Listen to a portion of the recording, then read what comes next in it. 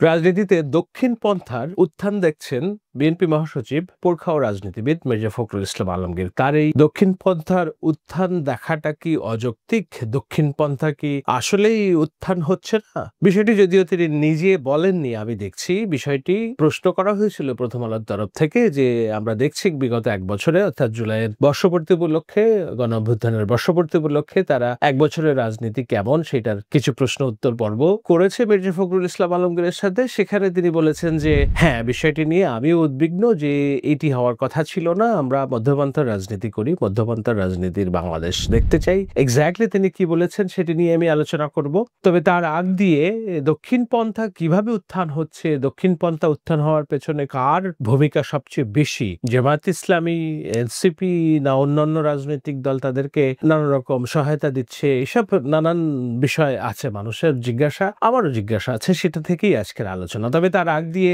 আমি একটু ছবি দেখি। কিছু কিছু ছবি আমার মন ভালো করে দেয়, যেমন এনসিপির যে গণসমাবেশ চলছে সেটি একটি মন ভালো করা ছবি। আমি সিলেটে এনসিপির জনসমাবেশ দেখছিলাম, মনে হলো আপনাদেরকে একটু দেখাই। যদিও রাস্তার দুপারে আপনারা দেখতে পাচ্ছেন যে বিজিবি এবং আইন শৃঙ্খলা বাহিনীর টহল আছে, এবং সামনে পেছনে তরুণ নেতৃত্ব আছে, উৎসুক জনতা আছে। একেবারেই কম বলা যায় না, ভালোই জনসমাবেশ হচ্ছে। সাংবাদিক নাজমুল হাসান, আমার ছোট ভাই, ব্লুমবার্গের সাংবাদিক, তার ফেসবুক ওয়ালে ছোট্ট একটা জরিপ করেছেন। জরিপের বিষয়বস্তু হচ্ছে যে এনসিপিতে যে জনসমাগম দেখা যাচ্ছে সেখানে কারা মূলত বেশি। ১, উৎসুক জনতা। ২, শিবির এবং অন্যান্য ইসলামী দল থেকে আসা মানুষের জনসমর্থন। ৩, ইসলামিস্ট রাজনীতি যারা করে গোপনে তাদের বহিঃপ্রকাশ, অথবা অর্গানিক ভাবে তরুণ এবং যারা রাজনীতি সচেতন তারা জড়ো হচ্ছে। সেখানে সিংহভাগ মানুষ, অর্থাৎ খুব বেশি ভোট পড়ে না, সম্ভবত ২,০০০ মানুষের মতো ভোট দিয়েছেন, কিন্তু একটা ধারণা পাওয়া গিয়েছে যে সেখানে অন্তত 56% মানুষ বলেছেন এটা তরুণের, নতুন যারা রাজনীতি সচেতন মানুষ তাদেরই সমাবেশ। এবং একটা বড় অংশ বলেছে, প্রায় 26% বলেছে এটা জামাত শিবিরের সমর্থকবৃন্দ মূলত এখানে আছে। খুবই কম মানুষই বলেছে যে এটি ইসলামিস্ট রাজনীতি যারা করে তারা যে বেরিয়ে আসার চেষ্টা করছে, এনসিপি ছায়াতলে এসে রাজনীতি করার চেষ্টা করছে, খুব কম মানুষ বলেছে। প্রশ্নগুলো খুবই উদ্রেক, অর্থাৎ এটি খুবই যৌক্তিক প্রশ্ন যে এনসিপির জনসভায় যারা যাচ্ছে তারা কি নিজস্ব স্বতন্ত্র রাজনীতি সচেতন মানুষ, জামাত শিবিরের মানুষ, না ইসলামিস্ট দল থেকে আসা মানুষ যারা রাজনীতির আশ্রয় খুঁজছে, ছায়াতল খুঁজছে। আমি বিশ্বাস করতে চাই যে এটি তারুণ্যেরই সমাবেশ, এবং যারা বিএনপি আওয়ামী লীগের রাজনীতির বাইরে নতুন ধারার রাজনীতির স্বপ্ন দেখে তাদেরই একটা মিলন হচ্ছে এখানে। এবং সেটাই যদি হয় তাহলে এর চেয়ে বড় সুখকর কোনো সংবাদ নেই। আমি অনেক বিরোধিতা করি রাজনীতির আর আলোচনা সমালোচনা করতে যেয়ে, কিন্তু আমি সম্ভবত প্রথম ব্যক্তি শুরু থেকে এনসিপির যে রাজনৈতিক দল হিসেবে দাঁড়ানোটা বাংলাদেশের জন্য কতটা জরুরি একটা মধ্যপন্থার দল হিসেবে এবং তারুণ্যের নেতৃত্ব নির্ভর, সেটা শুরু থেকে বলার চেষ্টা করেছি। এখন তখন যাদের যত অসঙ্গতি দেখি সেই অসঙ্গতিগুলো নিয়ে আমি মাঝে মাঝে মস্কারা করি এবং ফেসবুকে পোস্ট দেই, ভিডিওতেও নানান সমালোচনা করি, যেন তারা সঠিক পথে থাকে, লাইনটাতে থাকে। এবং এটা ঐতিহাসিকভাবে প্রমাণিত, তারা যতবারই ডান দিকে হেলে গিয়েছে কিংবা বেশি একেবারে দক্ষিণপন্থী হওয়ার চেষ্টা করেছে, তখনই আমরা সম্মিলিতভাবে যত সমালোচনা করেছি, আলোচনা করেছি, আবার তারা শুধরে নিয়েছে। রাজনীতির মাঠে কথাবার্তা বলতে যে কিছুটা বেয়াদবির আশ্রয় নিয়েছে, তারা ব্যক্তিগত আক্রমণের আশ্রয় নিয়েছে, সেসব নিয়ে কথা বলেছি, আবার তারা নিজেদেরকে শুধরে নিয়েছে। সুতরাং এটি একটি ট্রায়াল এবং রান প্রসেস, অর্থাৎ আমরা সমালোচনা করব যেন বাংলাদেশের ভবিষ্যৎ হিসেবে মধ্যপন্থার আরো একটি দল দাঁড়ায়, কেননা মধ্যপন্থাই বাংলাদেশের ভবিষ্যৎ। এখানে ডানপন্থীদের উত্থান বাংলাদেশের ভবিষ্যৎ না, রাষ্ট্র হিসেবে বাংলাদেশ টিকে থাকবে না। আমি কার সাথে যেন আলোচনায় বলছিলাম একদিন যে বাংলাদেশে যদি কোনো রাইটিস্ট শক্তির এম্পাওয়ার্ড হয়, অর্থাৎ যারা গণতন্ত্রে বিশ্বাস করে না, যারা জিহাদে বিশ্বাস করে, যারা খেলাফত রাষ্ট্রে বিশ্বাস করে, সেই ধরনের একটি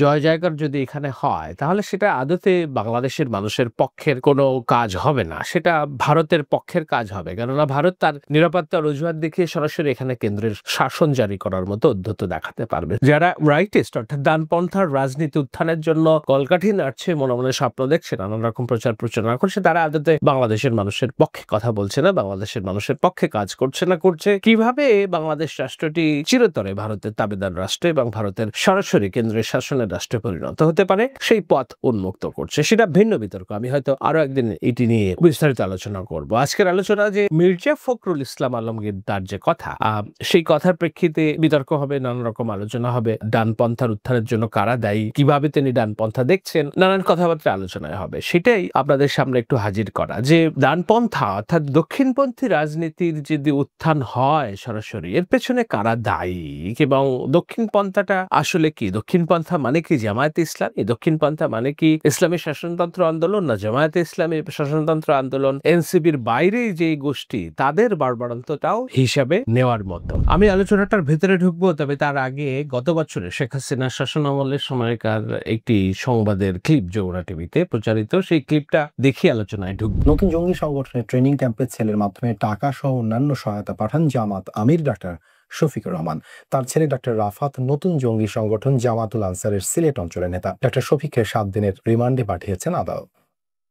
গত 9 নভেম্বর জামাত আমিরের ছেলে ডাক্তার রাফাতকে গ্রেফতার করে পুলিশের কাউন্টার টেরোরিজম ইউনিট। পুলিশ বলছে ডাক্তার রাফাত নতুন জঙ্গি সংগঠন জামাতুল আনসার ফিল হিন্দ আল শারকিয়ার সিলেট অঞ্চলের সমন্বয়ক। পাহাড়ে বিচ্ছিন্নতাবাদী গোষ্ঠী কুকি চীনের সাথে হাত মিলিয়ে বান্দরবানে ট্রেনিং ক্যাম্প গড়ে তুলেছে জামাতুল আনসার। জামাত আমিরের ছেলে ডাক্তার রাফাত আরও 11 সহযোগী নিয়ে সেখানে প্রশিক্ষণ নেয় বলে তথ্য পায় পুলিশ। আরও তদন্ত করে পুলিশ জানতে পেরেছে ছেলেকে প্রত্যক্ষভাবে সহযোগিতা করে জামাতের আমির, আর্থিকভাবে সহায়তা এবং নিজের বাড়িতেও জঙ্গি সংগঠনের সদস্যদের থাকা খাওয়ার ব্যবস্থা করেন তিনি। যমুনা টিভির এই প্রতিবেদন থেকে যে বিষয়টি আপনাদের বোঝানোর চেষ্টা করলাম, সেটি হলো যে জঙ্গি রাজনীতি, জঙ্গি তৎপরতা এটি এমন বিষয় নয় যে এটি খাটের তলায় কম্বলের নিচে আপনি লুকিয়ে রেখে দিলেন এবং এটি লুকিয়ে থাকলো। এটি স্বীকার করার বিষয়। মানুষের যখন কোনো রোগ হয় তখন সেটি স্বীকার করতে হয়, ডাক্তারের কাছে যেতে হয়, যেন রোগের ট্রিটমেন্ট থাকে। তো জঙ্গি উত্থান বাংলাদেশের দক্ষিণপন্থীদের উত্থান বলতে মির্জা ফখরুল যেটা বুঝিয়েছেন, হয়তো কিছু অর্থে বুঝিয়েছেন যে না, যারা ধর্মের নামে রাজনীতি করে, সেখানে জামাত ইসলামী হতে পারে, এনসিপি তাদের যে জামাত ইসলামের সাথে যোগসাজশ কিংবা ইসলামী শাসনতন্ত্র আন্দোলনের সাথে তাদের যে নির্বাচনী জোট কিংবা আদান প্রদান, সেটি হতে পারে। কিন্তু এর বাইরেও যে দক্ষিণপন্থী রাজনীতি যেটা, সেটা হলো এই যে জামায়াত আমির ডাক্তার শফিকুর রহমানের ছেলের যে রাজনীতিতে ঝোঁক, সেটি আসলে আসল দক্ষিণপন্থী রাজনীতি। এবং এটি এমন সমস্যা যে এটি শুধু জামায়াত আমিরের ছেলের এই সমস্যা না, এটি নতুন অভিযোগ না। নিশ্চয়ই জামায়াতের অন্যতম প্রয়াত নেতা পাবনার মতিউর রহমান নিজামীর পুত্র, ছোট পুত্র, একাধিকবার লিখেছেন সোশ্যাল মিডিয়াতে জামাতের আমিরের পুত্রের যে জঙ্গি কানেকশন, সেটি যারা সুস্থ রাজনীতি করে তাদের জন্য একটা চিন্তার বিষয়। চিন্তার বিষয় এই কারণে যে জামাত হয়তোবা বাংলাদেশের রাজনীতিতে অত বড় সমস্যা না, কেননা জামাত ভোটের রাজনীতি করে। আমি তাদের গত কয়েকদিন আগে ঢাকায় যে মহাসমাবেশ হয়েছে, আমি দেখেছি তারা নানা ধর্ম বর্ণের মানুষকে তাদের প্ল্যাটফর্মে জায়গা দেওয়ার চেষ্টা করেছেন। আমি দেখেছি তারা এমনকি নারী নেতৃবৃন্দকেও কিছু কিছু সামনে আনার চেষ্টা করছে। সুতরাং তারা প্রচলিত একটি রাজনৈতিক দল। হ্যাঁ, তাদের অন্য সমস্যা আছে। কি সমস্যা? সেটা হলো 71-এর হিসাব নিকাশ আছে। বাংলাদেশ রাষ্ট্রের জন্মলগ্নে তাদের যে বিরোধিতা, সেটার হিসাব নিকাশ আছে। বাংলাদেশের লক্ষ্য গণহত্যার মদতদাতা সহযোগী সংগঠন হিসেবে জামায়াতে ইসলাম রাজনীতি করতে পারবে কি পারবে না, এটি নিয়ে নানা রকম বিতর্ক আছে। এখনই যদি বলি আমি যে তারা একেবারে রাজনীতি করতেই পারবে না, তাহলে বিএনপি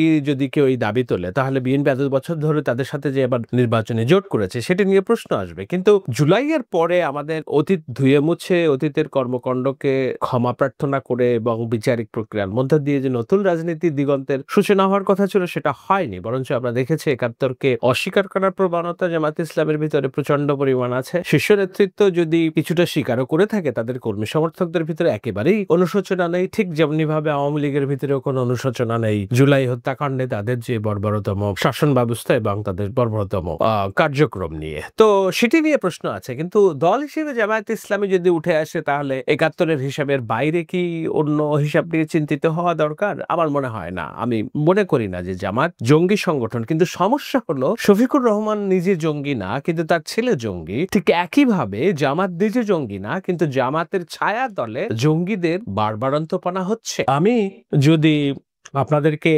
বুঝাই, এটি যদি ধরুন একটি পানির গ্লাস, এই গ্লাসটি যদি এখানে থাকে এটি জামাত ইসলামী, আমার সমস্যা নেই, কিন্তু এখানে যে পানি আছে এই পানিটা যখন আশেপাশে পড়ছে সেই পানিতে বিচরণ করছে কিলবিল করে পিরানহা মাছের মতো করে, যারা স্বাধীনতা বিশ্বাস করে না, শাসনতন্ত্র বিশ্বাস করে না, ডেমোক্রেসি বিশ্বাস করে না, জেহাদ শব্দ লালন করে, যারা পৃথিবীর অন্যান্য অপর জায়গায় উগ্র ধর্মগোষ্ঠী কিংবা উগ্র ধর্মীয় মতবাদ খিলাফত রাষ্ট্রের জন্য যারা যুদ্ধ করছে, লড়াই করছে, আমাদের চোখে, পশ্চিমা গণমাধ্যমের চোখে, অন্যান্য সবার চোখে যারা গণতন্ত্রের শত্রু এবং তাদেরকে নিশ্চিহ্ন করার জন্য আন্তর্জাতিক রীতিনীতি, আইন, গণতান্ত্রিক সব দেশ একযোগে তাদের সমস্ত সামরিক শক্তি নিয়োগ করছে, যুক্তরাষ্ট্র করছে, ভারত করছে, চীন করছে, সৌদি আরব করছে, এমনকি মালয়েশিয়াতে দুদিন আগেও বাংলাদেশি কিছু প্রবাসী শ্রমিক গ্রেপ্তার হয়েছে কেননা তারা জঙ্গি অর্থায়ন করছে। তো সেই সব দক্ষিণপন্থীদের বাড়বাড়ন্ত হচ্ছে কোথায়? জামাতের ছায়াতলে। জামাত একটি দল হিসেবে সমস্যা না, কিন্তু জামাতের ছায়াতলে যেসব পানি আছে সেই পানিতে বড় হচ্ছে পিরানহা মাছের মতো এইসব দক্ষিণপন্থী জঙ্গি গোষ্ঠী। সেটি গত 1 বছরে আমরা খুব ভালোভাবে টের পেয়েছি। আর টের পেয়েছি বলেই শহীদুল আলম 21 পদক প্রাপ্ত চিত্রগ্রাহক, মানবাধিকার কর্মী, তার আরো অনেক পরিচয় আছে, বিশ্ব পরিমণ্ডলে তিনি পরিচিত। তিনি তার স্ত্রী এবং সহকর্মী রেহনুমাকে দিয়ে একটি প্লাকার্ড পোস্ট করিয়েছেন যে বর্তমান সরকার এটি কোনো ইন্টারিম গভর্নমেন্ট নয়, এটি হলো রাইটিস্ট উইং এর কোয়ালিশন, অর্থাৎ দক্ষিণপন্থীদের একটা কোয়ালিশন। সেই দক্ষিণপন্থীদের কোয়ালিশন আমরা দেখতে পাচ্ছি সমাজের প্রত্যেকটা স্তরে, রাষ্ট্র পরিচালনার প্রত্যেকটা স্তরে, এবং সবচেয়ে দুর্ভাগ্যজনক বিষয় হলো ডক্টর ইউনূসের মতো মানুষ, সেকুলার যিনি মধ্যপন্থা বিশ্বাস করেন, তার হাত দিয়ে তার শাসন আমলে এবং তারা যারা রাষ্ট্র পরিচালনা করছে তাদের মধ্য থেকে এই দক্ষিণ পন্থাটার বিকাশ হচ্ছে, উন্মাস হচ্ছে, এবং রাষ্ট্র এখানে নির্বিকার, দেখেও না দেখার ভান করছে। এ কারণেই দেবপ্রিয় ভট্টাচার্য ডক্টর ইউনূসের খুব ঘনিষ্ঠ একজন বন্ধু এবং শেখ হাসিনার দুর্নীতি শ্বেতপত্র প্রকাশ করার প্রধানতম ব্রেইন, তিনি বলেছেন যে এই সরকারের মধ্যেও আরেকটা সরকার আছে, অর্থাৎ ডক্টর ইউনূস সরকার সামনে থেকে কার্যত আছে, কিন্তু ডক্টর ইউনূসের ভেতরে নিয়ন্ত্রণ নেই এমন একটি গোষ্ঠী এই সরকার পরিচালনা করছে, কিংবা এই গোষ্ঠীর উত্থান হচ্ছে ডক্টর ইউনূসের ছায়াতলে। সেটি হলো আরেকটি সরকার। সেই সরকারটাই হচ্ছে বাংলাদেশের এই যে রাইটিস্ট উইং কোয়ালিশন, যাদের প্রকাশ্য তত্ত্বাবধান এবং যারা দেখেও না দেখার ভান করছে, তাদের ইন্ধনে বাংলাদেশে এই দক্ষিণপন্থার উন্মেষ ঘটছে, যেটি চিন্তার বিষয় যে না বাংলাদেশ রাষ্ট্র আদৌ টিকে থাকবে কিনা যদি এই উন্মেষ ঠেকানো না যায় এবং তাদেরকে জবাবদিহিতার আওতায় আনা না যায়। নিশ্চয়ই এগুলো নিয়ে আলোচনা সমালোচনা অব্যাহত থাকবে। আমি কেবল মির্জা ফখরুলের কথা সূত্র ধরে দক্ষিণপন্থার উন্মেষ কিভাবে ঘটছে, আদৌ ঘটছে কিনা একটু ধারণা দেওয়ার চেষ্টা করলাম। সবাইকে ধন্যবাদ।